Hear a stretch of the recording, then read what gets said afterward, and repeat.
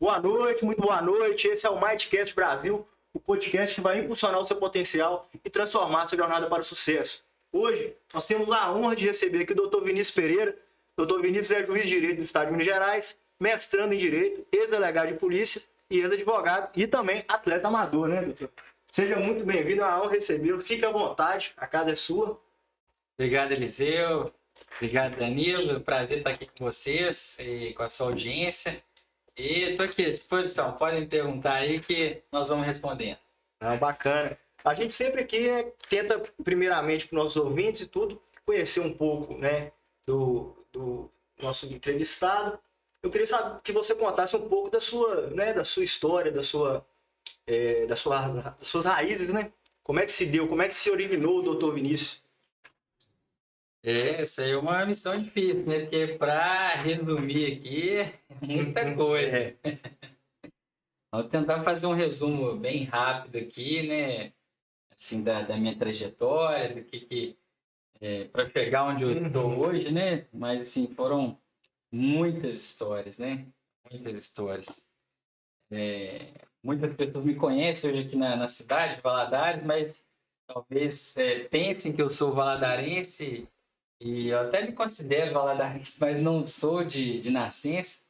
Eu nasci em Coronel Fabriciano, meus pais são maranhenses e ali eu fiquei até os 9 anos de idade. Quando meu pai faleceu, eu tinha 5 anos de idade. E depois disso nós mudamos para o entorno de Brasília, aquela região ali que na época era bem conflituosa, ali no entorno de Brasília, ali no Goiás. E ficamos ali por um tempo, aos 15 anos, viemos para Valadares, minha mãe acabou casando com uma pessoa daqui, de Governador Valadares, e ela casou-se e viemos morar em Valadares, e aí começa a minha caminhada aqui na grande GV, né?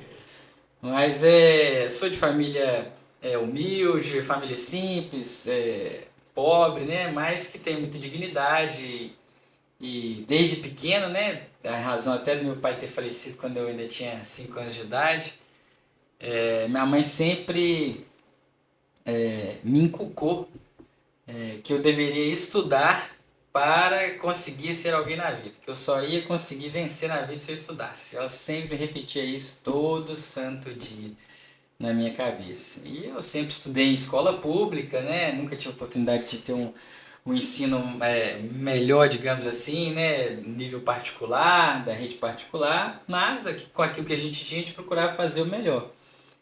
E aí continuei minha jornada de estudos, né? Até que cheguei à época do vestibular e surgiu a oportunidade de fazer o vestibular aqui em Valadares, na época na Univale, na Fadivale, na época ainda tinha uma certa concorrência, né?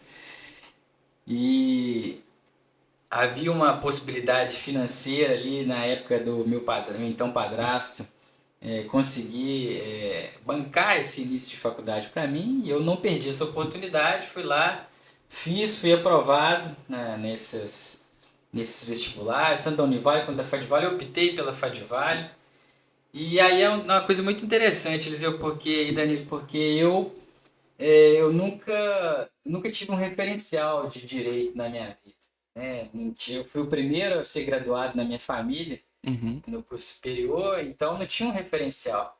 E eu optei pelo direito na época, quem me conhece há mais tempo sabe, eu já contei isso, foi porque era o segundo curso mais barato que tinha na época em Governador Valadares.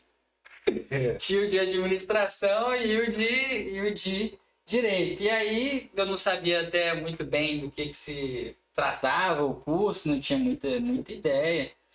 Mas administração eu sabia que eu poderia me tornar talvez um gerente, alguma coisa assim. E direito as pessoas começaram a falar assim, faz direito, porque te abre aquela velha cavalo, né? O leque. Exatamente, te abre um leque de oportunidades. Enfim, então vou fazer direito, né? Mas teve um dia até que eu estava no cursinho, fomos convidados lá pelos professores da Fadivale, um advogado, eu lembro, do Núcleo de Prática, chamou para assistir um júri simulado lá na faculdade. Eu fui assistir, achei muito legal aquele negócio. Enfim, fiz vestibular, passei, fui aprovado, entrei. E aí, com uma semana, de curso. Falei, pô, isso aqui que eu quero pra minha vida, o resto da minha vida. Foi assim, praticamente. Apaixonou com... Foi um amor à primeira vista com o direito, sabe? E aí as coisas foram se encaminhando, e aí eu sou uma pessoa de fé, né? Sou cristão e eu acredito muito nos planos de Deus nas nossas vidas.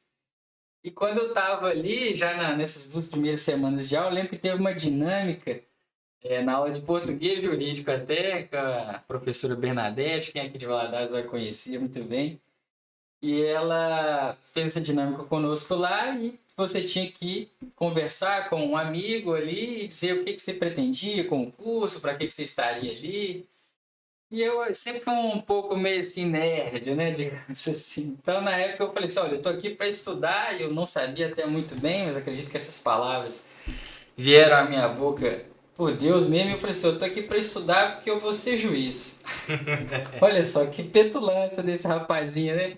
A gente tinha 18 anos ali, magricela, e, né, enfim, dizer que ia ser juiz, nem sabia ainda do que se tratava o cargo, qual era as diversas atribuições que teria, né? Mas, enfim, isso ficou na minha mente. E aí eu comecei a estudar ali, fazer o curso, né? Cheguei a um determinado tempo que foi bem difícil, porque quem estava custeando a minha faculdade já não teria mais condições financeiras de fazê-lo. E aí eu teria que abandonar o curso, ter que trancar, porque eu também não tinha condições de bancar sozinho. Eu já tinha até passado num concurso da prefeitura de agente administrativo, mas os vencimentos não chegavam ao valor da mensalidade que já estava naquela época. Então eu ia ter que abandonar o curso. E assim, essa é uma coisa muito frustrante, porque eu estava na metade exatamente do curso. E aí surgiu um programa na época na faculdade, um programa de monitoria com edital, você fazia uma prova e ganhava bolsa se passasse, né, para exercer monitoria, prestar monitoria na faculdade. E lógico que você tinha alguns requisitos, tinha que manter uma média de 80% em todas as matérias durante os 4 bimestres na época, né? Às vezes na época era bimestre. Enfim, e aí foi o que Foi o que deu start no direito. Exatamente, eu penso que foi o que Deus colocou ali como porta para que eu terminasse o curso, né? Porque aí, desde então, eu fui período a período ali fazendo esses concursos de monitoria, passando para poder concluir o curso, e graças a Deus deu certo. E é interessante o que você falou, porque eu também, como aluno de direito, né, o Lucas também, isso era até normal, né? Todo mundo quando entra na faculdade, o que você quer ser, né? Todo mundo é juiz, promotor, né? Delegado. Delegado é o tipo assim, ainda tipo assim, se nada der certo, eu viro delegado. Tipo assim, como se fosse fácil, né? É verdade, tem isso. E aí, só que a gente percebe, né, pela nossa vivência, e é óbvio, até mesmo pela dificuldade dos concursos, poucos, mas muito poucos mesmo, têm essa força de vontade de fazer o que é preciso para chegar lá, né? Verdade. E aí eu te pergunto se, desde, né, como se tinha essa questão da monitoria, eu acho que era até importante, te ajudou no sentido de você estar sempre estudando, né? Você fez uma graduação, né, estudando com afinco mesmo, ou teve um momento durante a graduação, assim, não, eu preciso estudar, senão... Como é que foi essa dinâmica? Olha, teve um professor meu que ele deu aula para mim no primeiro ano da faculdade de Teoria Geral do Processo. Ele era um juiz do trabalho na época e estava quase se aposentando. E ele disse uma coisa para gente que isso ficou marcado na minha mente. Ele falou assim, olha, estudem desde agora, porque isso quando a gente estava no primeiro ano da faculdade, né? Porque a grande maioria das pessoas só deixam para estudar de verdade a partir do terceiro ano da faculdade. Sim. E isso dá um certo prejuízo para a pessoa, porque ela tem que buscar aquilo que ficou para trás, né, de conhecimento. E aí, Danilo, eu fiquei com aquilo na minha mente, mas até então, por estar numa situação, digamos, mais não assim plenamente confortável, mas um pouco mais cômoda, né? Porque tinha alguém para bancar a minha faculdade.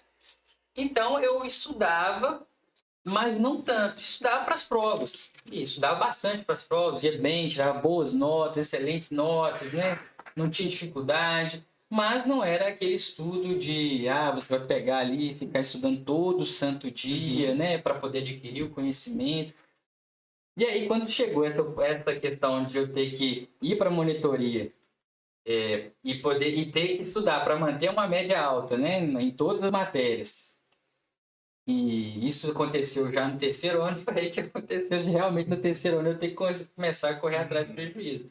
E aí sim, eu comecei a estudar com muito afinco. Todo momento que eu tinha livre, assim, praticamente, né? Exceto o final de semana que eu ficava um pouco mais tranquilo.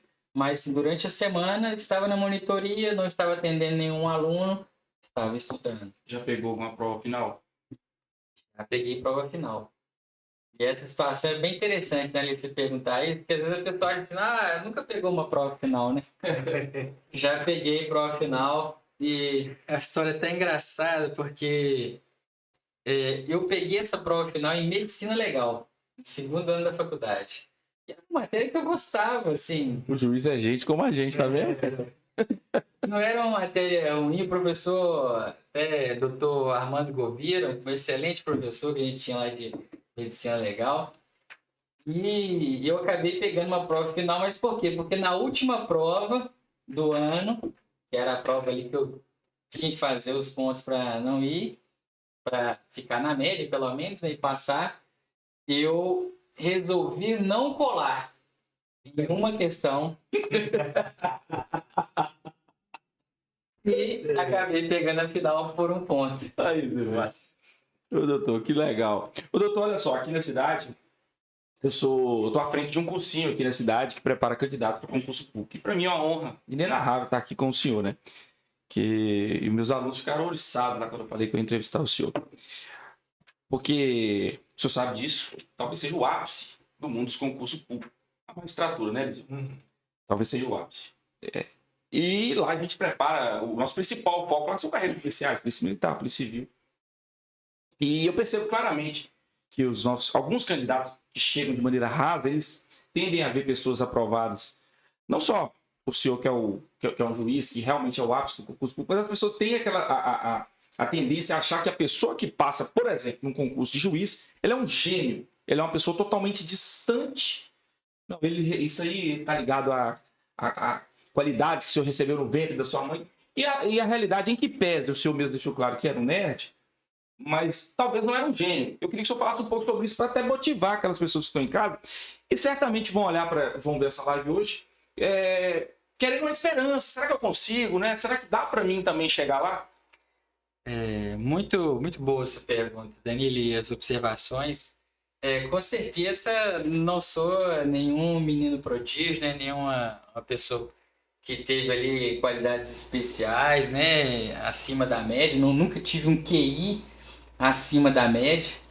Ao contrário, né? E nunca tive uma condição favorável durante a minha vida da infância e da adolescência para poder, enfim, estudar, adquirir conhecimento, ter uma formação ainda melhor que talvez pudesse extrair melhor o meu potencial que eu tinha, né? O senhor estudou escola pública, né? A vida inteira. A única que foi particular foi a faculdade. Isso é muito forte, isso, cara. Então, assim, foi tudo com muita dificuldade, né? Eu talvez nunca tenha dito isso em público, mas eu reprovei quando eu passei no vestibular, né? E diga-se de passagem, eu passei no vestibular nas últimas colocações. Não passei lá na frente ou no meio, eu passei nas últimas ali. E era particular, enfim. Mas eu reprovei assim que eu passei nesse vestibular e eu precisava também de tentar oferir alguma renda de alguma maneira até para tentar comprar um livro, alguma coisa. E eu fiz um concurso para os Correios. Olha para você ver, eu tinha 18 anos de idade. Eu fiz um concurso para os Correios. Eu não me aventurei a fazer para o cargo de nível médio, ou seja, aquele que exigia o ensino médio, e nem ao menos para o nível fundamental, que era aquele que exigia na época até a 8ª série, né? Eu fiz para até a 4ª série. E eu reprovei. Tá vendo? Isso é muito forte, cara. E eu reprovei. Isso é muito forte. Então, assim, dá pra ver claramente que sou uma pessoa que não desistiu. né? Então, porque realmente as pessoas têm uma questão assim, de olhar assim, para uma pessoa aprovada, principalmente num concurso dessa envergadura, e falar assim, não. E muitas pessoas pediram para me perguntar isso para o senhor, como é que ele era na escola, o Eliseu já perguntou, como é que ele era no dia a dia, será que esse cara estudava, era 15 horas por dia, ele nunca passou, ele nunca foi reprovado? Aí o cara falou, não, eu estudei em escola pública, eu não tinha grana, fui reprovado no ensino até quarta série. Mas eu tive coragem de continuar, não desistir, no meio da faculdade ter uma dificuldade. Ou seja, gente, como a gente, né? Exatamente. E isso é muito bacana, viu, doutor? Muito bacana. Doutor, quero te fazer uma pergunta. Perfeito. Quero te dar uma pergunta que eu tenho várias perguntas para o senhor, algumas pessoais que a gente tem que aproveitar de pessoas que têm para nos ensinar. Mas a primeira pergunta que eu quero fazer para o senhor é um tema que está super em alta. Pediram para me te perguntar, mas eu já tinha esse tema na minha cabeça para perguntar para o senhor, tendo visto que o senhor trabalha na vara do combate à violência doméstica e familiar contra a mulher. E um tema que veio à tona, né, Eliseu, que tá super em alta no momento, e eu queria que o senhor pudesse falar sobre esse tema e também explicasse o que é o tema, é sobre a questão da legítima defesa da honra, que é um tema que veio à tona aí, muita gente falando sobre esse tema, algumas pessoas não sabem o que é, e o que o senhor pensa sobre o tema, e o que é o tema, né? Esse é um tema bastante polêmico, né? Recentemente nós tivemos aí uma decisão do Supremo Tribunal Federal, né, em uma arguição de descumprimento de preceito fundamental. É uma ação constitucional em caráter abstrato e com efeito erga omnes, ou seja, quando a decisão é proferida vale para todo mundo, exceto para o próprio Supremo.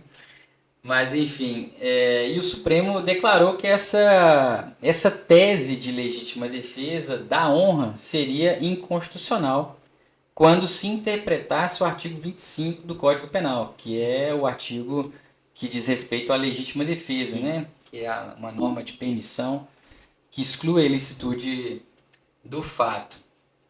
Então, essa interpretação do artigo 25, quando se tratar da defesa da honra, seja de qualquer pessoa, seria inconstitucional. Mas aí você pensa, mas de qualquer pessoa? O interessante é que essa ação foi manejada perante o Supremo Tribunal Federal para dar uma maior proteção às mulheres. Ao argumento de que os tribunais do júri pelo país afora, e os tribunais do júri são o quê? São jurados, pessoas do povo, simples, né? Em regra, sem conhecimento jurídico, leigos, que são escolhidos ali para julgar um caso de um crime doloso contra a vida, um homicídio, por exemplo. E no caso de homicídio praticado contra a mulher, que tem uma qualificadora que se chama feminicídio, alguns homens, né, que seriam as pessoas que cometeram esses crimes, suas defesas estariam alegando a tese de legítima defesa da honra, que teria praticado aquele fato em defesa da honra. Por exemplo, se a mulher fosse pega com a mulher o traindo, né, ali naquele momento, etc. E aí foi manejada essa ação com o intuito de que essa tese fosse considerada inconstitucional, não pudesse ser usada. E é interessante porque, olha, eu sinceramente, eu tenho 10 anos que estou na magistratura, 10 anos e alguns meses, fui 5 anos delegado de polícia e trabalhei ali por metade da carreira de delegado na delegacia de homicídios. Fui advogado que trabalhou no tribunal do júri, ou seja, eu fazia muito tribunal do júri, eu cheguei a fazer acho que mais de 30 tribunais do júri enquanto eu era advogado, embora ainda muito novo. Nós nunca defendemos legítima defesa da honra, mesmo os casos de traição, comprovada inclusive, da mulher. Nunca foi defendido. E os tribunais sempre repeliam esse tipo de tese, né? Há já muito tempo os tribunais já repeliam, ou seja, caso o júri viesse a acatar, isso seria reformado pelo tribunal e a pessoa seria submetida a julgamento novamente pelo tribunal do júri. Então, eu sinceramente não via necessidade dessa ação para essa função. Digo isso com muita tranquilidade, porque os tribunais já rejeitavam esse tipo de ação. Mas o Supremo acabou aceitando essa ação, né? Tem até um doutrinador que critica o aceite dessa ação, porque ela foi manejada contra uma tese, né? E a rigor, as ações de controle de constitucionalidade, digamos assim, são manejadas contra leis ou atos normativos, né? De caráter primário, ou seja, aqueles que vão ter uma abstração, vai valer, que pega todo mundo, digamos assim. Então, nesse caso, seria uma tese. Você estaria proibindo uma tese. Nesse caso, né, porque a gente, né, o tribunal do júri é soberano, né? E ele não tem a convicção dele, né? Não precisa ser motivada, né? Exato. Porque isso, de certa forma, queria saber se fecha as portas também. Por exemplo, o pai que mata o estuprador da filha. Né? Em tese, ele poderia ser alegado essa legítima defesa da honra, né? Ou alguma outra escusa aí. Isso daí poderia ser... Isso daí é só para mulher ou é de caráter geral? Então, importante essa pergunta que você fez, Eliseu, porque é o seguinte, a ação foi manejada em relação ao feminicídio. Então, não ficou claro, no meu modo de entender, se a tese foi declarada inconstitucional para todos os casos. Até porque, igual você falou, ela foi feita em cima de uma tese, não em cima de uma lei ou de um ato ordinário, para ficar mais claro, né? Exatamente. Então, assim, por exemplo, a mulher, ela pode também matar em legítima defesa da honra, matar um homem em legítima defesa da honra. Não é difícil imaginar, é claro, você não vê corriqueiramente isso acontecendo, como infelizmente você vê homens cometendo feminicídio na hora que pega, por exemplo, uma mulher num flagrante de traição. Não é justificável essa conduta, por óbvio. Mas não é difícil imaginar uma situação em que a mulher também, por exemplo, muito apaixonada pelo marido, o pegue na cama com uma outra e naquele momento, munida de uma arma de fogo, o execute para aplacar, né, a dor ocasionada à sua honra. Passou alguns casos, doutor? Colou alguns casos essa tese da legítima defesa da honra? Então, eu acredito que o Supremo tomou essa decisão, que na minha opinião, e aqui falo na qualidade de professor, né também, o processo já até terminou também, mas enfim, o Supremo tomou essa decisão porque o Tribunal do Júri, se ele dá uma primeira decisão de mérito, né, e essa decisão é considerada contrária ou manifestamente contrária à prova dos autos, e aí se enquadraria essa questão da legítima defesa da honra, o argumento recursal para o Ministério Público seria dizer que a decisão do júri foi manifestamente contrária à prova dos autos.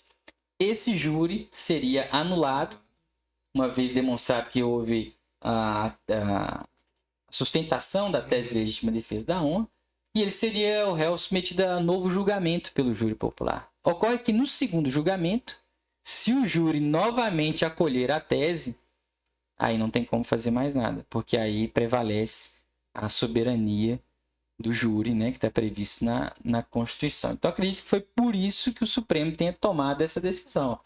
Mas é como eu penso, né? Eu penso que o jurado, por mais leigo que seja, né, ele tem uma capacidade de entendimento. Eu penso, será que a sociedade, da forma como está hoje, e o júri é formado pela sociedade, ela não tem a capacidade de, estando ali, na qualidade de juiz, de jurado, dizer que aquela tese não é cabível?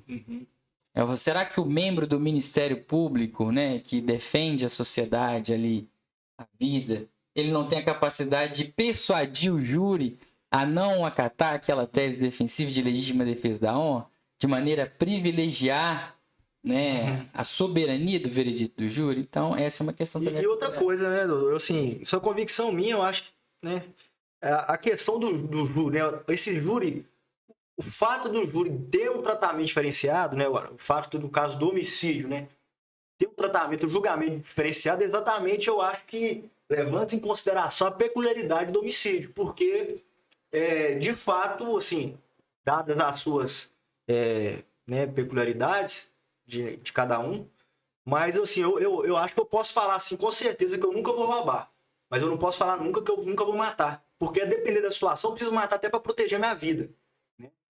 Então, assim, eu acho que devido a essa situação que existe um júri. Ou seja, é um crime que, de fato, o cara pode ter ido lá, matado uma pessoa por algum motivo, às vezes até um motivo não vou falar que justifica, mas que você compreende. Por exemplo, igual o caso que eu acabei de falar, do cara que mata o estuprador da filha, né? Então, assim, você entende o porquê do cara ter feito aquilo. E dá essa oportunidade para os seus pares, né, a sociedade, falar assim, ó, esse daqui a gente vai absolver, por mais que tenha matado, porque ele, né, tinha motivos para isso. A nós, como sociedade, né, como povo, né, que todo poder emana do povo, eu posso chegar e falar, não, ele, apesar de ter matado, o júri absolve, porque ele, né, lavou a honra, ele, né, o que foi objeto do crime foi um motivo repugnante, viu? Então, eu acho que não seria nesse sentido o poder do júri ser soberano? Exato. Então, como eu disse, me parece que está claro que, por exemplo, nessa hipótese que você mencionou, né, a tese estaria proibida de ser sustentada pela defesa do acusado, né, no plenário do júri. E aí é uma reflexão que se leva também, né, Danila? Uhum. Será que nós teríamos dois tipos de réu? Será que nós não estaríamos tendo um tratamento diferenciado? E será que essa diferenciação ela é justificável? Também ela é razoável, ela é proporcional? Porque eu tenho alguém que pode defender a honra e matar alguém e ser absolvido pelo júri. Não que eu estou dizendo que é permissível isso, né? Eu estou dizendo que eventualmente isso pode ser acolhido pelo júri. E de outro lado, uma outra pessoa não pode nem ventilar essa tese, porque senão o julgamento já estará anulado.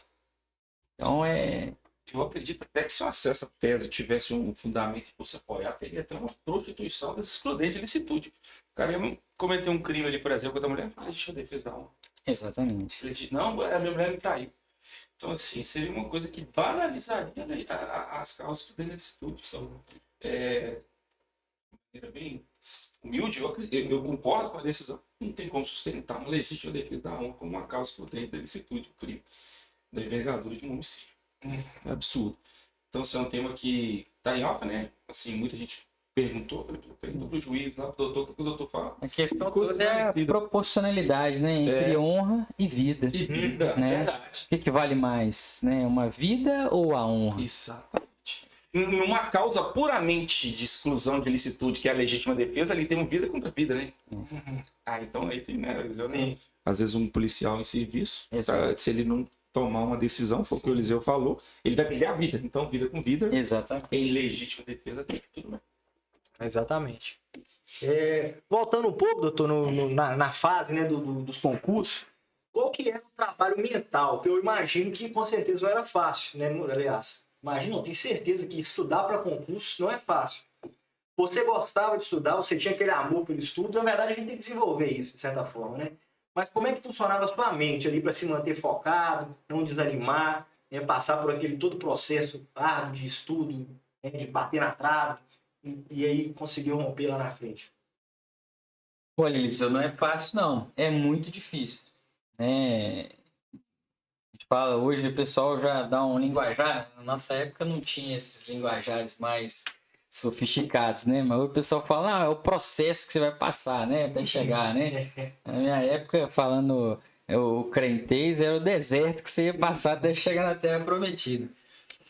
Então, assim, era muito difícil, porque eu, logo após me graduar, fui advogar, enfim, trabalhei bastante no primeiro ano.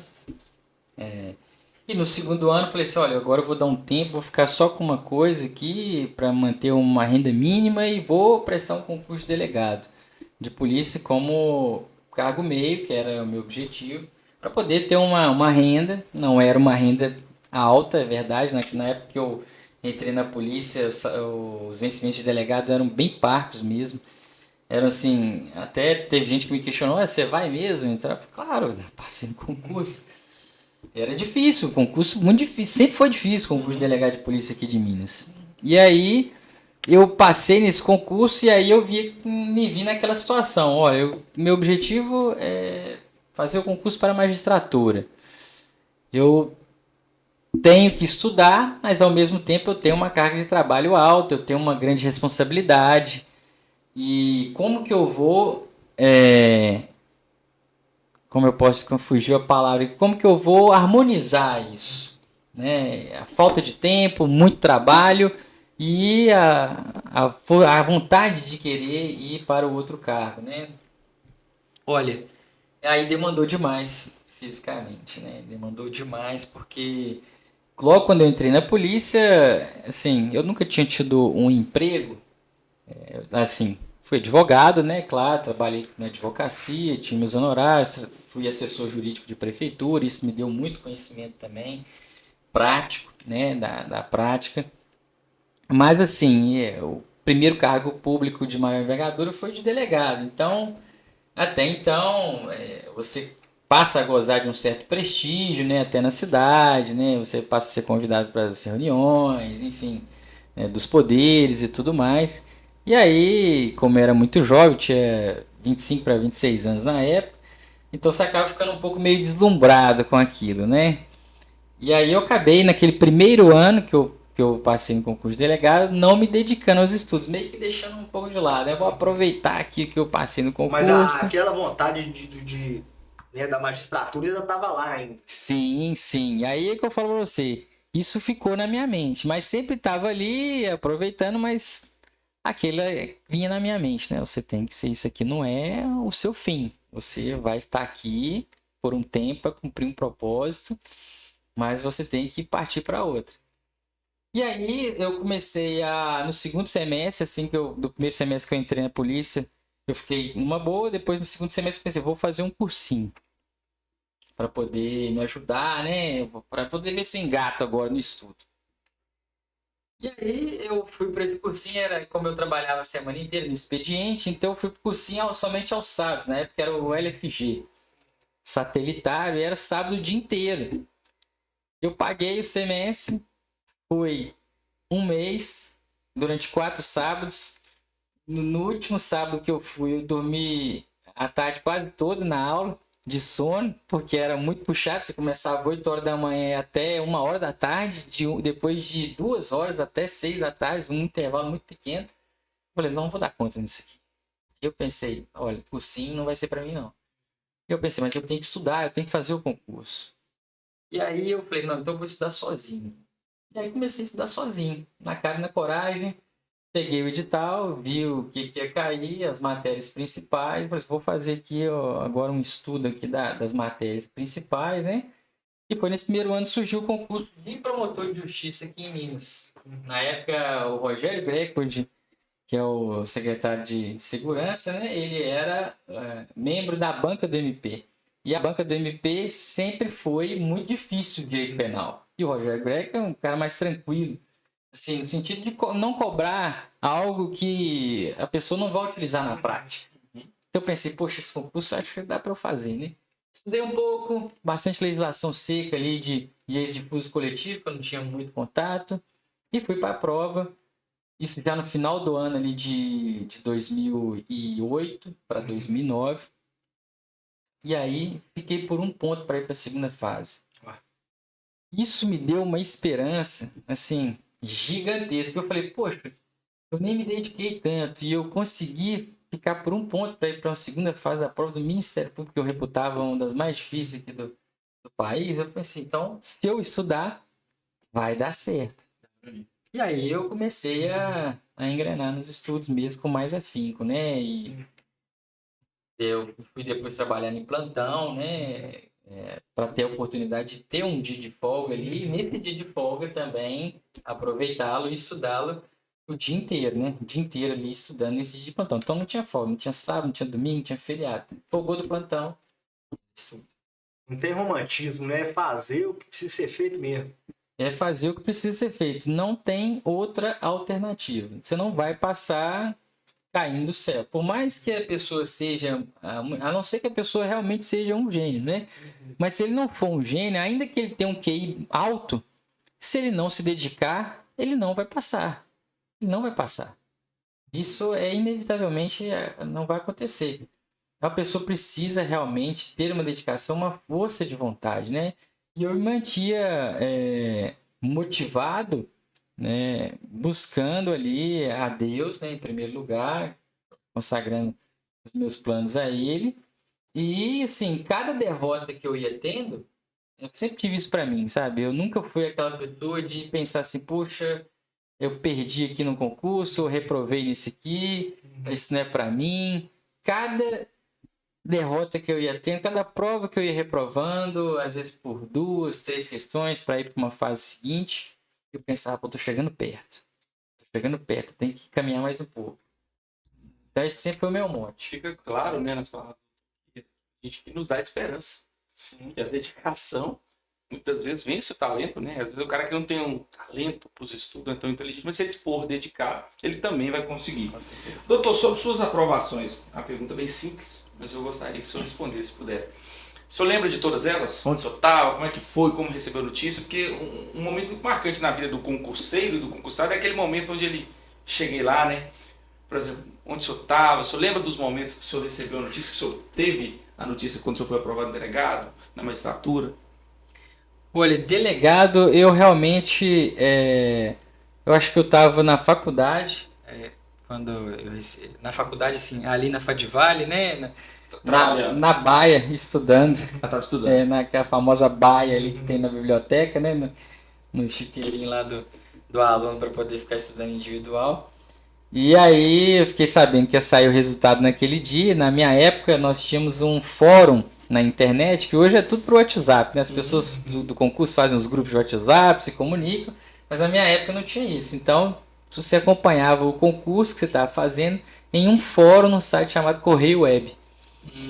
Então a gente já sabia, sempre tinha alguém com uma informação privilegiada. E essa pessoa falou, ó, amanhã vai sair o resultado. E aí você ficava ali na expectativa, esperando. E nesse dia eu fui e vi que tinha saído e tinha sido aprovado na prova oral, né? Mas ainda tinha as outras fases, ainda tinha físico, né? TAF, enfim, exame médico, psicológico.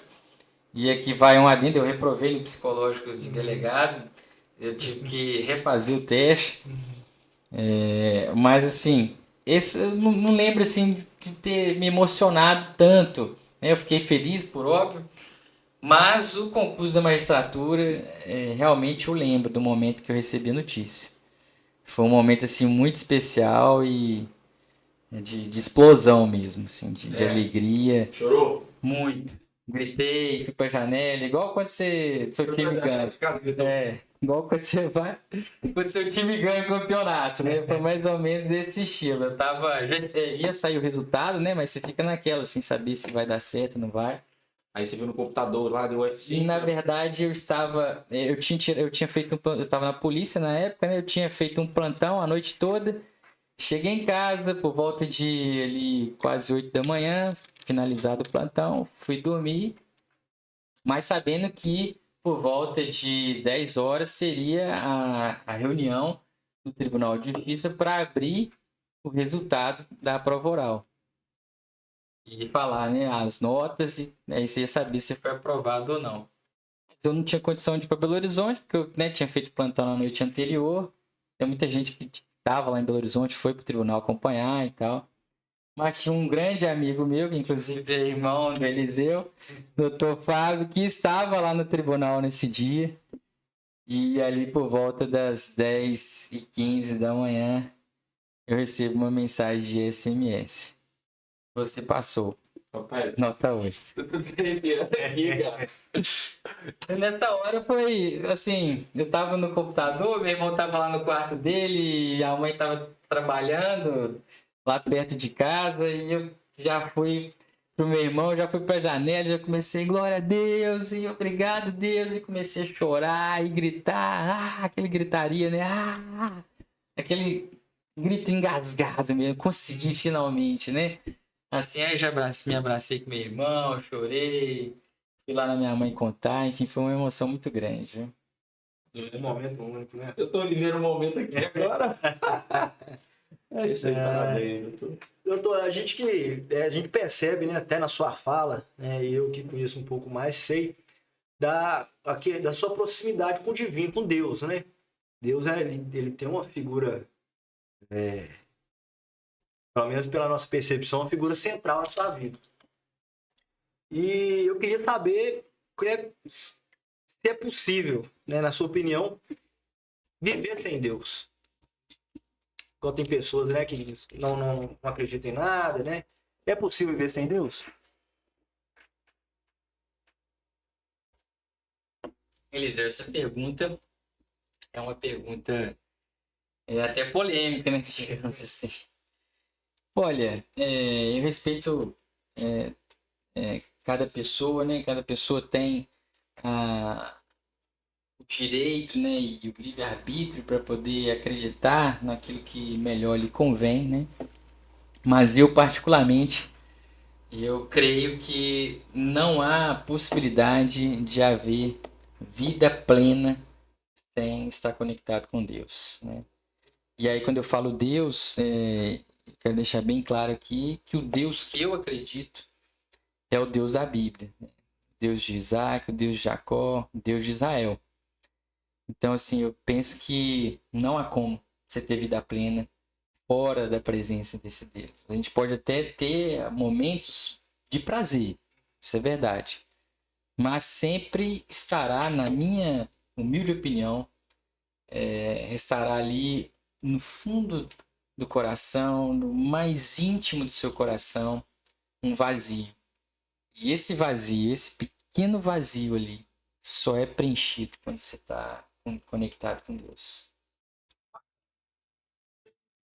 Doutor, eu quero te fazer uma pergunta, voltando para a magistratura, uma pergunta interessante, que eu acho interessante, na verdade. A gente sabe que o processo penal brasileiro ele tem formato acusatório. Então, cada órgão, existe um órgão para julgar, um órgão para defender, né? E um órgão para acusar. O senhor, obviamente, está na posição de órgão julgador. E a gente, estudos, entende que o juiz ele não tem um papel em tese de Tomar iniciativa. Então, o senhor fica lá naquela situação, né? Por exemplo, não faz nada de ofício, não faz nada de ofício, só fica ali para julgar, só faz o equilíbrio das partes. Mas eu queria te perguntar o seguinte: a gente, dentro da polícia, a gente sempre tem uma frase que a gente fala muito assim, bem simples, a gente fala assim: a gente não pode apaixonar com a ocorrência. A gente não pode apaixonar com a causa. Já chegou para o senhor como lidar com isso? Que o senhor não pode tomar parte, né? Você tem que ser bem centrado, tem um órgão acusando, tem um órgão defendendo, e o senhor está aqui, equilibrando aquilo ali. Como lidar com isso? E se já teve algum caso que, de certa forma, te sensibilizou, e ali você, opa, peraí, deixa eu voltar aqui, eu tenho o meu papel, porque eu sou um ser humano, né? Claro, claro. Olha, o juiz, né, quem se lança, eu até falo isso, né, eu até fiz uma postagem uma vez no meu Instagram, aquele que se lança a carreira da magistratura, né, ele tem que ter em mente o seguinte, que ele é um ser humano, mas ele tem que ser imparcial. E ser imparcial significa manter a mente aberta, ouvir o outro lado. Porque sempre chega uma primeira versão. E essa versão ela pode ser contraditada, né? Pode virar algo mais. Então, assim, como juiz, você tem que ter essa mentalidade de não pré-julgar pela primeira versão. Esperar tudo, analisar com cautela, com acuidade, ouvir o que está acontecendo. Porque senão você pode acabar cometendo uma injustiça, né?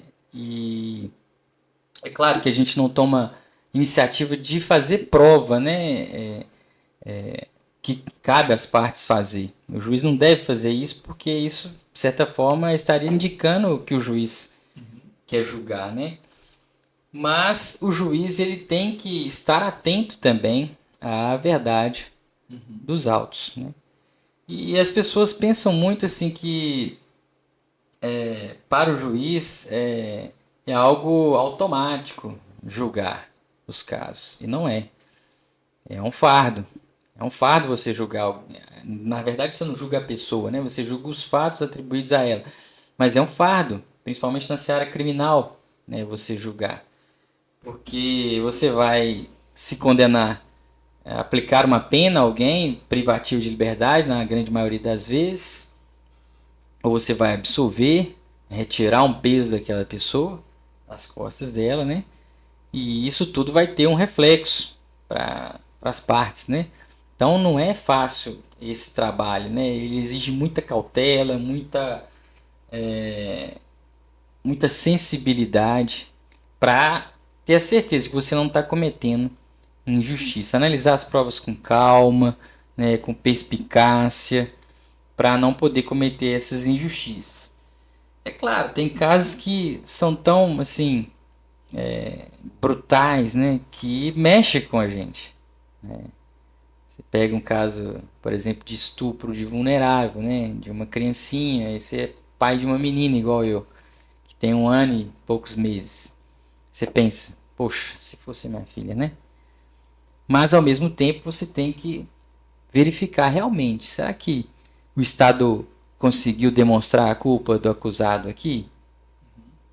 Porque é muito fácil as pessoas acusarem as outras, né? E isso chegar para o judiciário e elas quererem que a pessoa vá condenada.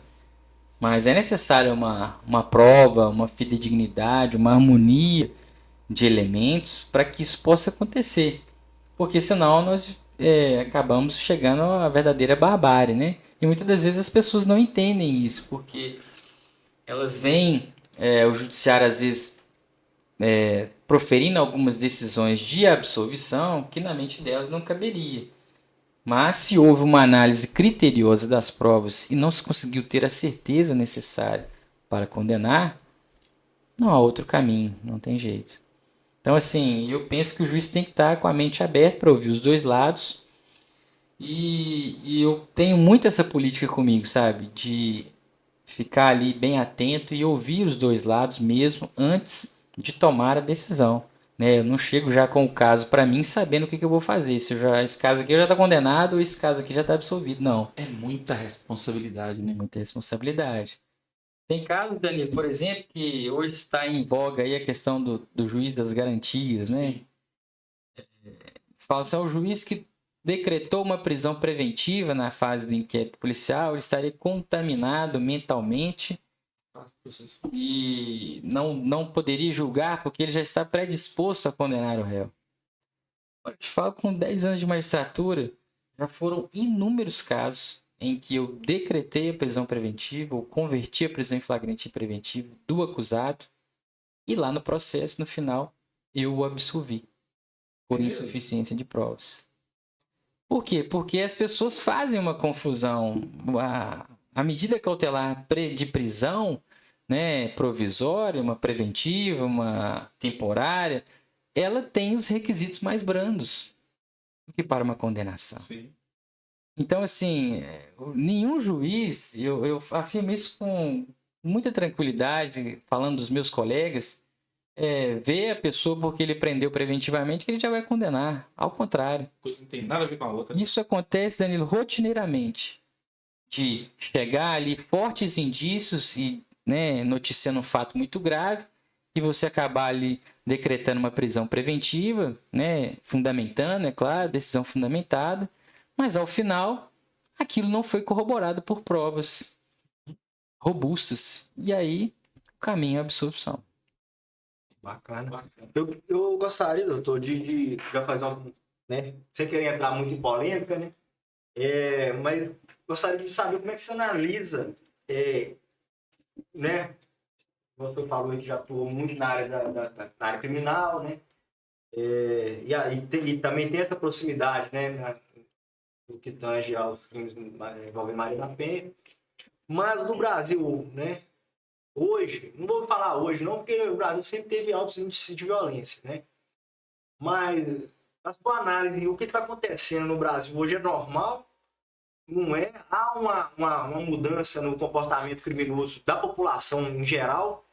E qual que é o resultado que você acha que vai lá na frente, a gente vai, né, como população, vai colher, né? Qual que está sendo plantado? Porque às vezes a gente percebe que há uma comoção, né, na sociedade que o crime compensa, né? Pode cometer crime. O Brasil vem de um contexto que parece que isso é uma verdade. Eu queria saber como é que você analisa essa questão. Eliseu, essa questão ela tem diversas variáveis, né? Essa questão de segurança pública, né? Eu penso o seguinte, que o Estado ele tem o dever de, né, a gente sabe, isso é constitucional, né, de prestar segurança pública e, claro, é direito e responsabilidade de todos, mas o Estado, quando ele consegue provar a culpa de alguém que comete um crime, esse crime tem que ser punido com rigor, com rigor, para você chegar àquilo que nós dizemos que é o caráter preventivo da pena. Você dissuadir aquela pessoa que cometeu o crime de cometer novamente, caso ele venha ganhar a liberdade, e também o restante da sociedade. Olha, essa pessoa foi punida porque cometeu um crime, violou uma lei penal. Então, se você fizer a mesma coisa, você vai ter uma pena igual ou pior do que a dela. É claro, dentro do processo justo, dentro da culpa comprovada. Mas eu percebo que há uma certa, e eu falo isso com muita tranquilidade, leniência, né, na aplicação de pena quando há comprovação de culpa. E isso acaba gerando para a pessoa que comete o crime, né, uma sensação de impunidade. Ele pensa o seguinte: olha, eu cometi o crime, é uma pena que foi pequena, né, eu fiquei pouco tempo preso, eu vou estar na rua. Então ele vê, ou melhor, ele faz uma análise de custo-benefício do crime. Ele pensa quais as vantagens que eu vou ter cometendo o crime e quais as desvantagens. As vantagens superam as desvantagens? Aí você pega uma pessoa que foi presa traficando drogas com 5 toneladas de cocaína, que é uma quantidade enorme, de valor financeiro altíssimo, né? E aí, por ser primário e de bons antecedentes, ou seja, não é que ele tem bons antecedentes, mas ele não tem maus antecedentes. Ele acaba ali, muitas das vezes, numa interpretação leniente da lei, sendo lhe aplicada uma pena irrisória, que vai culminar ali, inclusive, com a substituição da pena privativa de liberdade por uma restritiva de direito, Ele vai pro privilegiado, né? que é a prestação de serviço na comunidade, etc. E ele pensa, poxa, 5 toneladas de cocaína deve valer milhões de reais. E ele pensa, qual a vantagem que eu tive? Eu auferi um lucro muito grande, financeiramente falando, tive um tempo de prisão muito pequeno, e a pena efetivamente que eu irei cumprir é praticamente nenhuma diante da vantagem que eu vou ter. Então essa, infelizmente, passa a ser a visão daquele que está cometendo crime, e o Estado, ele precisa dar uma resposta para isso, punindo com rigor. Como eu disse, quando houver a culpa comprovada. Por quê? Porque nós precisamos dissuadir as pessoas de cometerem crime. É claro, Vinícius, só isso vai resolver o problema? Por óbvio que não. Por óbvio que não. Isso é um conjunto de fatores. Você precisa de ter uma aplicação rigorosa da lei, ou seja, da aplicação da pena, quando a pessoa for condenada. Mas, ao mesmo tempo, o Estado também tem que fazer o seu investimento em políticas públicas, de educação, de ações sociais, para dar uma oportunidade para que as pessoas não fiquem caminhando para o crime. Eu queria saber a opinião do senhor no quesito de, será que se ter uma legislação mais forte, né, no sentido, né, de, igual o senhor falou, da questão do cara ter a certeza, né, igual a gente vê em alguns outros países aí, cito os Estados Unidos, que eu acho que é uma realidade que, né, a gente tem mais proximidade de questão de conhecer, né, a pessoa ela sabe que se ela cometer um crime, né, se ela, né, por exemplo, ir contra um policial, ou cometer um roubo, ou entrar na casa de uma pessoa, e aí já emenda outra pergunta, a questão do garantismo hiperbólico molecular, que é um conceito teórico, ele existe mesmo, não existe? Como é que é no Brasil? Porque a gente percebe exatamente essa dicotomia, essa questão, né? As vítimas parece que muitas vezes é abandonado pelo poder público e né, os autores de crimes eles têm um tratamento um pouco mais, né, leniente, um pouco mais o foco, né, a preocupação. E qual que é, o senhor acha que é o fio da meada? Onde tem que mexer para isso às vezes funcionar? Olha, isso como você está dizendo aí, nessa questão envolve realmente segurança pública, né? E a gente vê a questão do discurso. É claro, quando um governante entra e ele vem com um discurso mais forte de combate ao crime, né, de policiamento, de ações voltadas realmente para o combate ao crime e ações que realmente acontecem efetivas, né, você vê que os índices eles começam a diminuir por si só e o próprio criminoso ele se sente mais intimidado. Não que ele vai parar totalmente, mas ele se sente mais intimidado. Então ele dá uma recuada, né, na onda do crime, fazendo com que os índices diminuam. Né? Porque ele sabe que agora está num estado de coisa em que poderá haver uma real punição ou algo pior para a sua, exemplo, facção criminosa. Por outro lado, quando você vê um discurso mais leniente, né, com relação ao criminoso, ele começa a se sentir mais à vontade para praticar crimes, né? E essa questão do garantismo, né, chamado hiperbólico monocular, né, você só olha para um lado, no caso só o lado do réu, né, eu acho que é uma interpretação equivocada que é feita do direito por juízes, promotores, inclusive delegados de polícia, diga-se de passagem, quando pensam que o Estado é o grande malvadão. O Estado é aquele que está ali para oprimir as pessoas, né, de toda sorte.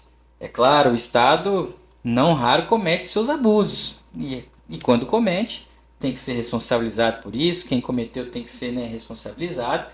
Mas isso não pode ser tomado como uma regra. Isso é a exceção.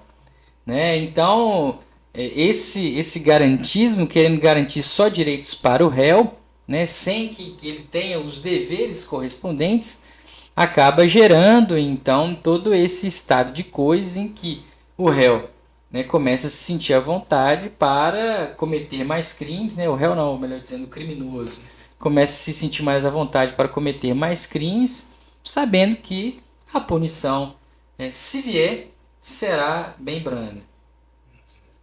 Doutor, voltando ao estupro de vulnerável, tem uma pergunta para fazer para o senhor. Inclusive, os amigos da companhia pediram para me trazer essa pergunta para o senhor. Não raras vezes, os policiais têm atendido alguns tipos de ocorrência. Se eu estiver errado, o senhor me corrige, Eliseu também. Salvo não me engano, a súmula 593 do STJ é aquela súmula que fala sobre a questão do estupro vulnerável, que fala assim, relacionamento íntimo anterior ou a mera consentimento da vítima não inibe o estupro vulnerável. Ou seja, se uma menor de 14 anos tem um relacionamento íntimo com uma pessoa, o autor, o parceiro, se for maior, vai estar cometendo o crime de estupro de vulnerável. Ou seja, menor de 14 anos não pode ter relacionamento íntimo. E o STJ foi contra o próprio precedente, contra a própria súmula, numa decisão onde um rapaz de 19 anos, mas isso aconteceu algumas vezes aqui em Valadares, mas esse caso foi com um rapaz que tinha 19 anos, ele envolveu com uma menina de 12, a família sabia, os pais sabiam, consentiram, moravam juntos, o cara engravidou a menina. E na decisão do STJ, eles falam basicamente assim, é até interessante, eles falam assim, que não basta a mera enquadramento do tipo penal, porque se a aplicação da pena que vai perder a finalidade nessa decisão isolada lá, eles falam porque não é vontade da filha, não é vontade da família, da menina, e uma pena para esse autor, que é o namorado dela, né, que toda a família sabe, ia causar o desamparo da própria menina e do filho. E assim, ficou aquela coisa. O que você acha sobre essa situação de relacionamentos que não são raros, né? A gente atende várias, chega num local, a menina menor de 14 anos tem um relacionamento com o cara e o cara tá com ela ali, a família sabe muitas vezes, só que a gente tem que tomar providência. Tem que conduzir até a autoridade policial. E o que você acha sobre isso? Já deve ter chegado o caso dessa situação para o senhor lá. Olha, eu tive um caso no início da minha carreira de magistrado e eu acabei absolvendo um réu de um crime dessa natureza, mas por entender que ele teria agido em erro de tipo, que é uma figura jurídica, quando se há um erro sobre os pressupostos fáticos da situação, que se realmente existisse, na realidade, tornaria aquela conduta legítima. Entendi que o rapaz teria confundido a idade da pessoa que aparentava ter 14 anos, mas esse julgamento foi revisado pelo Tribunal de Justiça em recurso do Ministério Público e reformou minha sentença condenando o acusado. Eu estava novo na carreira ainda, confesso, ainda com muitas questões teóricas de direito na mente, mas, né, já aí com 10 anos de magistratura, eu particularmente entendo que deve ser aplicada a súmula à risca. Arrisca. À risca. Então, hoje o senhor não teria a mesma decisão da... De forma alguma, teria condenado o réu. Ainda que fosse numa pena mínima, por exemplo, Entendi. que já é alta, né? Que é 8 anos a mínima. Uhum. Mas condenaria. Por quê? Porque hoje eu vejo, né? E aí você vai ficando mais velho, você fica mais maduro. E eu vejo que realmente, por mais que haja um consentimento, por mais que haja um acolhimento, às vezes, da família, da própria infante, né, da adolescente e do próprio acusado ali, em relação aos dois, né, ainda que haja um filho ali, que os dois estejam num relacionamento firme, há uma sexualização precoce, né, da menina e na maioria das vezes, né, isso pode acontecer também com garotos, mas na maioria das vezes é uma menina e essa sexualização precoce ela é devastadora para a menina. Porque não é garantido que esse relacionamento vá durar, até porque são muito jovens, são inconsequentes, não têm maturidade. Pode ser que fiquem para o resto da vida, mas a chance disso dar errado é muito grande. Então, isso vai trazer problemas psicológicos de ordem comportamental.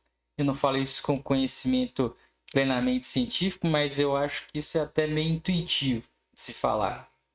Eu já vi uma reportagem uma vez,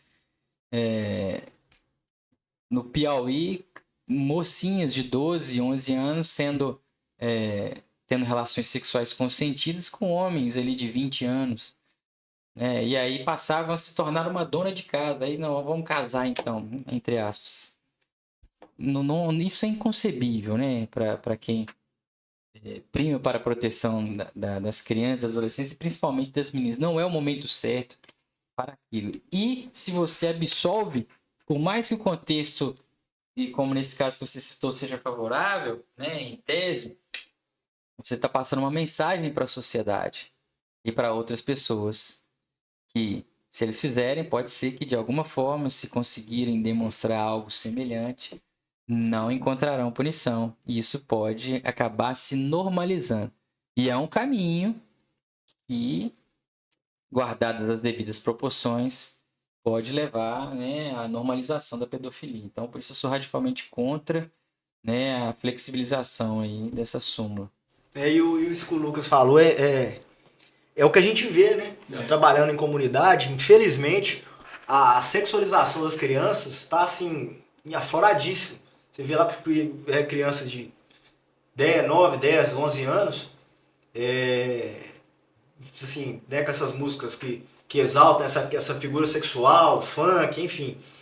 E eles estão ali, e mais ainda, a gente percebe que não é só aquela sexualização lúdica, vamos dizer assim, né? Que a pessoa vê os outros fazendo e vai lá e começa a fazer porque tá achando bonito. Mas ela entende o que ela tá fazendo, né? E sexualiza e acaba acontecendo isso que o Lucas falou, né? A criança tá ali, né?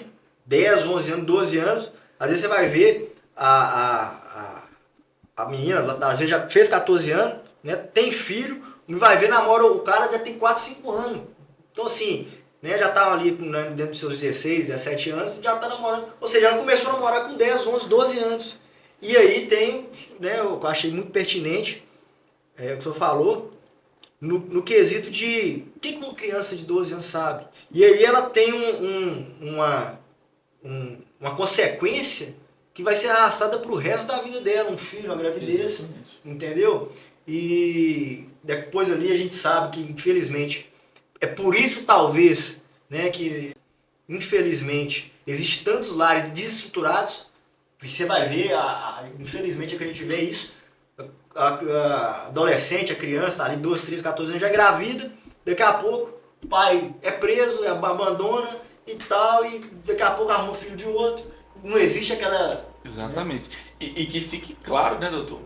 O pai que apoia e que incentiva essa prática pode ser responsabilizado. Pode ser responsabilizado, com certeza. Ele tem o dever de garante, né? Ele é responsável pela menor, então, se ele faz vista grossa a respeito disso aí, pode eventualmente ser responsabilizado aí com crime comissivo por omissão. Responder criminalmente, né? Porque tem pai que acha bonitinho, a mãe que acha melhor namorar aqui dentro de casa e tem que entender a posição dele de garantidor. E Exatamente. nesse caso aí, né, para esclarecer o pessoal de casa, né, a figura do garantidor vai responder pelo tipo, né, pelo crime. Ou seja, vai responder por estupro. Vai responder como se tivesse cometido estupro. Doutor, eu percebo o engajamento seu nas redes sociais, né, eu acho isso até bacana demais. Né, eu percebo que está sempre inovando, querendo, né, com conteúdos, né, que agregam bastante, principalmente para quem está estudando, para quem do mundo do direito, né? Como é que você avalia essa importância hoje o ser humano ele está acompanhando as inovações tecnológicas, né? E a gente vê que não é todo juiz que acompanha, às vezes né, tem essa preocupação de querer orientar as pessoas, querer ensinar. Como é que você avalia essa questão da importância de estar sempre, né, à vanguarda aí? Olha, eu acho que assim, cada juiz tem o seu perfil, né? Tem colegas que são bem mais reservados, não gostam nem de ter nenhuma rede social, ainda que seja privada só deles. E já outros, né, partem para cursos, etc. Eu tenho tido a tônica ali de, né, compartilhar alguns conhecimentos, algumas coisas que eu entendo que são pertinentes para a lida forense, né, para advogados, enfim, público do direito que me acompanha ali, né? Então eu acho isso bem importante e nós vivemos numa era tecnológica, né? Não tem como fugir disso. É claro que, como juiz, eu tenho diversas limitações, né, para me manifestar nas redes sociais, mas dentro daquilo que é permitido, a gente está sempre ali, de alguma forma, tentando passar algum conteúdo jurídico e também incentivar as pessoas, né? Eu vejo que na minha época não tinha ninguém assim para fazer esse trabalho de incentivo. É uma coisa que eu gosto bastante de fazer, é motivar as pessoas. Doutor, como é que é a carga horária de um juiz?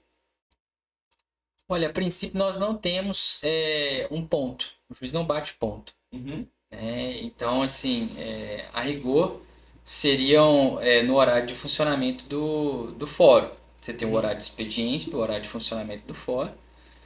Mas você pode, a depender do volume de serviço que você está tendo, né, na sua respectiva unidade judiciária, trabalhar 3 vezes mais. Né?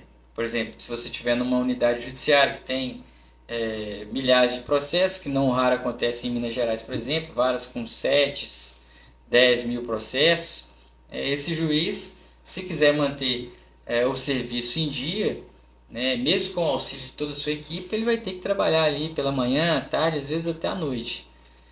E quando você começa na carreira, geralmente você é enviado para comarcas que estão já sem juiz há muito tempo e estão ali com uma demanda muito represada, então você encontra ali uma infinidade de processos. Então você acaba trabalhando de manhã até de noite, às vezes leva até processo para casa. Enfim, dia de júri, você começa pela manhã, geralmente não tem hora para acabar. Então, assim, não tem um horário. Então, Tem um horário assim de 8 às 18, não é assim não. Não é um horário fechado, não tem. exatamente. E é por isso mesmo que também não tem hora extra, né? Entendi. Bacana demais. Outra vertente que o doutor ele atua, né? Ele é muito dinâmico, isso é bacana demais, serve de inspiração pra gente, né? Também na área do esporte, né? Na corrida, na musculação, eu acho que faz parte, né? É isso que a gente fala muito aqui no Mindcast. Essa questão dessa sinergia que tem que ter. Não adianta nada o cara ficar ali só focado no estudo, mas não se ligar na parte da saúde, né? e trabalho, dinheiro, mas também não foca no seu aprimoramento intelectual, no seu aprimoramento físico. Como é que essa interação sua do esporte? Como é que funciona também? Eu acho que assim, o esporte, pelo menos as minhas experiências com o esporte, de fato o esporte ele muda a nossa forma de ver a vida, né? Como é que isso acontece com você? Qual que é a importância do esporte na sua vida? E sempre praticou, doutor? Foi depois, quando novo, já fazia esporte? Olha, quando eu era mais novo, não que eu esteja tão velho assim, mas eu, né, na época de adolescência, até ali os 18 anos, início da faculdade, só jogava bola, né, futebol. E aí, depois que eu me formei na faculdade, fiquei sem tempo nenhum, abandonei completamente futebol e aí nenhuma atividade física. Quando eu fui fazer o concurso para delegado, estava bem ruim, tive que correr atrás do prejuízo, né? Porque tem o TAF, né? E aí foi aí depois disso que eu comecei então a procurar uma musculação, né? Fazer musculação e me cuidar, mas até então não corria. Ficava só no âmbito da musculação ali. E na época de concurso para magistratura, a musculação era meio que uma válvula de escape, assim, né? Porque era plantão na delegacia, muito estressante. Chegava, dormia, acordou, ia estudar. E aí você precisava de algo para, né, liberar aquela energia toda represada. Então eu ia para academia para poder fazer musculação. E eu já lia também algumas reportagens dizendo que quem fazia exercícios físicos, né, também tinha uma melhora no seu cérebro, né, no conhecimento, enfim, que isso era benéfico para quem estava estudando. Então eu sempre primei por isso. E aí conheci a corrida, tem uns 6 anos que eu conheci a corrida, né? E aí desde então fui me desafiando, porque eu achava também que não ia conseguir ir muito longe, fui me desafiando em distâncias maiores e hoje estou aí. Não consigo deixar de correr, é algo muito gratificante. Você muda realmente a sua perspectiva de vida, né? Quando você tanto alimentar quanto, enfim, de treino. E a corrida é um esporte assim que eu indico para todo mundo, inclusive para os concurseiros, né? Qual a maior distância que você já fez? Olha, eu já corri 42 quilômetros, né? Que é uma maratona. Já fiz uma maratona. Maratonista, rapaz. Maratonista. Maratona, dá licença, né? Nossa, muito bom. Mas, assim, a corrida é um esporte que nos ensina muito para a vida, sabe? Então, quando eu estava ali nos meus treinos, quando eu estou nos meus treinos, com algum objetivo, alguma prova que eu vou fazer, de meia maratona, enfim, ou até da maratona que eu fiz, você começa a visualizar ali aquele processo de treinamento para conseguir o condicionamento, fazendo um paralelo, né, com a vida de estudo para o concurso, para se dedicar, para tentar alcançar um cargo público. Então você acaba tirando muitas lições da corrida. A academia, né, como todo esporte, ele é legal que ele falou como é que era no início e tal. A gente, no início, quando eu vejo, né, na minha trajetória, antes, apesar que eu já malho a vida inteira praticamente, mas no início é horrível. Você sai de casa, não tem que ir pra academia, nossa, vai, chega lá, é dolorido. Vai passando um tempo, aquilo ali começa a funcionar exatamente como uma válvula de escape. Se você não for lá malhar, você não consegue fazer mais nada direito no seu dia. Né? Não consegue se alimentar, não consegue dormir, não consegue... Então aquilo dali, né, que antes era obrigação, passa a ser uma coisa que você não vive sem mais. Isso sim, isso é bacana demais. E essa relação, né, essa inter-relação da corrida com a vida, que eu posso dizer também que eu também gosto muito de correr, de fato ela muda a sua percepção das coisas. Porque você parar de 42 quilômetros, eu não vou falar nem para correr os 42 quilômetros não, porque o pior é o treinamento, né? Porque quando você tá lá na prova é tudo ótimo, né? Tá a galera toda lá, você se preparou mentalmente para aquilo, né? Ali é para coroar, é a cerejinha do bolo, né? Mas aquele processo de treinamento eu avalio como se fosse o mesmo processo de estudo, de concurso. Exatamente. Você fica ali, assim, eu tenho que planilha, qual que é 16 quilômetros, você do nada vai, tipo assim, uma terça-feira de manhã, vai lá pra ilha e fica lá dando volta lá, igual Nossa, e aí vai. E depois passa 2 dias, mesma coisa de novo. Então esse processo é, é, é muito árduo, né? É desgastante, é doído. E não tem como você fazer a maratona, né? Por exemplo, sem passar por esse processo desgastante e doído. Assim como não tem como você passar num concurso público, principalmente de alto nível, se você não passar por esse processo de estudo, de dedicação, de desgaste físico, muitas vezes emocional também. É o no pain, no gain. Exatamente. Não tem jeito, tem que pagar o preço. Né? A gente fala aqui, né? O preço. Tem que pagar o preço. Não adianta o cara achar que vai. E esse exemplo da maratona é fenômeno. Porque igual o doutor falou. Se você, não adianta você falar assim, vou lá. Se você não tiver uma bagagem de treino, se não tiver uma bagagem, você não vai romper. Não vai Trava conseguir. tudo, você não consegue. Então, assim, tem que ter, além da mente, tem que estar muito forte, tem que ter o preparo. Então, acho que isso, sim, isso casa muito com a vida, né, do concurseiro, com a vida do empresário, com a vida em si, né? Isso aí. Isso aí as pessoas vão tirando força dali para conseguir, né, se privando daquele conforto momentâneo ali para, né, alcançar Um objetivo um maior. objetivo muito maior. Isso aí. Doutor, para encerrar, né, para a gente, eu sei que aqui os assuntos são, olha, o que a gente tem para perguntar aqui, a gente fica a noite inteira perguntando, né, mas eu gostaria que, para encerrar, você deixar sua mensagem para o nosso ouvinte, né, para o só que está nos assistindo hoje, né, sobre um conhecimento geral, né, da vida, o que você pode passar de experiência de vida, né, que vai fazer essa pessoa, né, que pode fazer essa pessoa mudar a visão da vida dela. Às vezes a vida tá ali, aquele sentimento, né, de onde é que eu tô, o que eu tenho que fazer, às vezes sem sentido para a vida. E, né, você com toda a sua bagagem de vida, né, tudo que viveu, saiu de uma origem humilde, né, com muita luta, estudou bastante, né, e conseguiu vencer, né, nesse caminho tão árduo, onde a grande maioria das pessoas não consegue, né, e eu falo que é por culpa delas mesmas. O que você pode deixar para o nosso ouvinte hoje? Olha, eu queria falar aqui para os telespectadores, né, para os ouvintes também aqui do Mindcast, o seguinte, são duas coisas. A primeira é que você precisa acreditar em si próprio. Ninguém vai acreditar em vocês, só você que vai acreditar.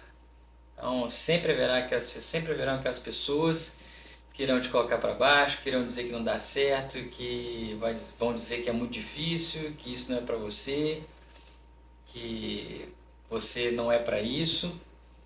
Então, você tem que eliminar isso da sua mente e acreditar em si próprio.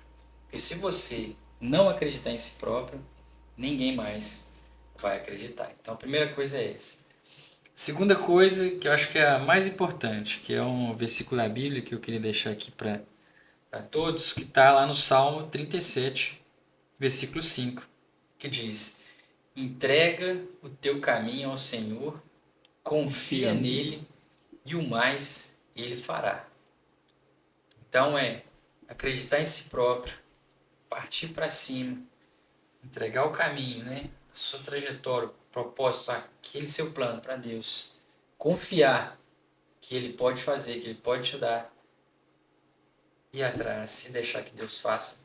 Entendeu? É claro, isso não elimina a parte da pessoa, né? A pessoa, não que você precise fazer algo para que Deus opere, mas as pessoas também não podem achar que as coisas vão cair do céu. É preciso um esforço, é preciso que as pessoas se dediquem, é preciso que as pessoas partam para cima. E aí sim, confiando em Deus, entregando o seu caminho, certamente, se a sua confiança estiver realmente nele, mas ele vai fazer. Sério, tem um ditado que fala, né, que Deus não vai fazer nada que está na sua esfera de competência. Ou seja, se aquilo depende de você, Deus não vai fazer por você. Você tem que ir lá e fazer. E a partir do que sai da sua esfera de competência, aí que opera de Deus, né? Dizem antigos. Doutor, satisfação enorme, né? Engrandeceu muito, agregou bastante aqui o nosso projeto.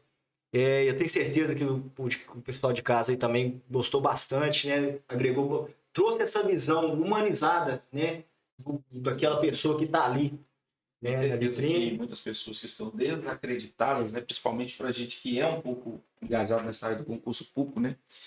E quando eu anunciei que o senhor estaria aqui, essas pessoas ficaram eufóricas, né? Porque é uma pessoa que agora eu conheço mais da história do senhor, de origem humilde. Quando o senhor falou assim, sou de escola pública, isso já mexeu comigo. Eu falei, cara, de escola pública. Aí você pensa geralmente nos caras que estão lá no Bernoulli, sempre lá no, sabe, naquela...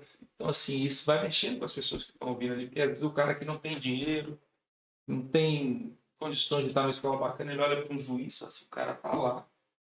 Porque ele quis, Cara, a eu posso chegar competência também. foi dele. Aí o cara vai lá, ainda abre o versículo. Estou sem pessoa igual a gente, né? É o que eu creio também, sabe? E eu tenho falado também para os meus alunos muito um versículo, muito nesse mesmo sentido, que a própria Bíblia diz que tudo é possível ao que crê. Eu creio muito, muito nisso. E o senhor falou isso, deixa isso claro para a gente. E eu quero te agradecer pelas suas palavras, por ter desprendido um tempo aqui para nos ensinar.